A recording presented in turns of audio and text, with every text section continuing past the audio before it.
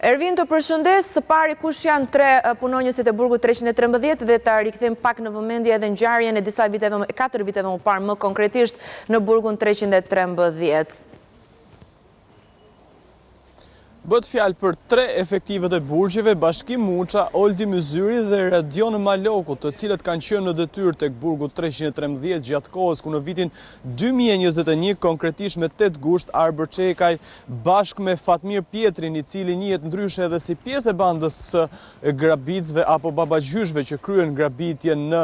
kryeqytet, kanë tentuar në këtë datë që të arratisën dhe të paktën sipas prokurorisë së Tiranës, e cila ka dërguar për gjykim të 3 këta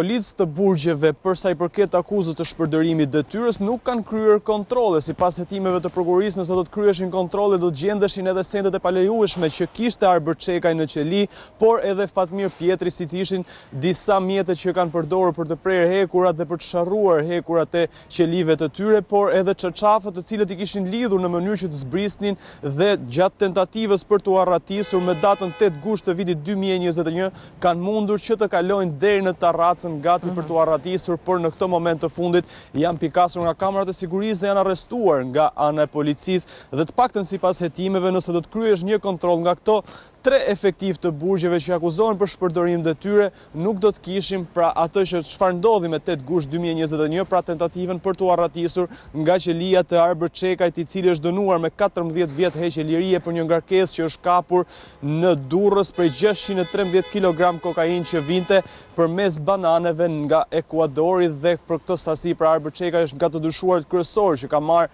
edhe dënim, ndërsa personi tjetër pra i cili tentoi po ashtu në të njëjtën qeli që ndanin qelin për t'u arratisur, Fatmir Pjetri, ka qenë pjesë e bandës së babagjyshve dhe tashmë 3 efektivët do t'ulen në bangën e të akuzuarve për shpërdorim detyre, pikërisht për këtë rast të ndodhur rreth 4 vite më parë. E kuptoj, mirë. Ervin, faleminderit për këtë informacione që përcjellën në këtë raportim të drejtë për drejtë.